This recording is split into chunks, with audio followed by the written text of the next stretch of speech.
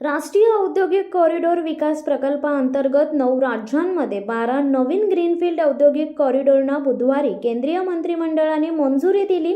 यात महाराष्ट्रातील रायगड जिल्ह्यातील दिघी बंदराचाही समावेश करण्यात आला। दिघी पोर्ट विकासासाठी केंद्र सरकारने 5,469 रुपये कोटी मंजूर केलेत। महाराष्ट्र औद्योगिक कॉरिडॉर विकास प्रकल्पाअंतर्गत महाराष्ट्रातील दिघी बंदराच्या विकासाला केंद्रीय मंत्रिमंडळाने नुकतीच मंजुरी दिली आहे। त्यानुसार दिघी पोर्ट इंडस्ट्रियल एरिया एकूण 6,056 एकर इतक्या क्षेत्रात विकसित केले जाणार आहे। या विकास कामासाठी केंद्राने 5,469 रुपये कोटी उपलब्ध केले असून या प्रकल्पाची गुंतवणूक क्षमता 38,000 कोटींची राहणार असून या क्षेत्राच्या माध्यमातून 1,14,183 जणांना रोजगार मिळणार असल्याचे माणगाव येथील MIDC मधील पोस्को कंपनीत घेतलेल्या पत्रकार परिषदेमध्ये माहिती देण्यात आली।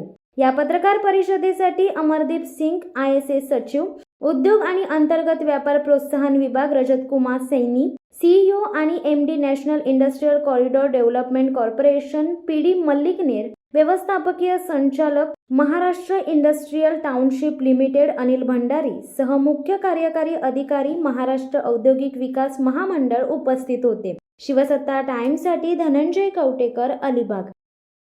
दे धडक बेधडक वृत्त देणाऱ्या आपल्या शिवसत्ता टाइम्स न्यूज चॅनलला लाल बटन दाबून सबस्क्राईब करा आणि बेल आयकॉनला क्लिक करायला विसरू नका।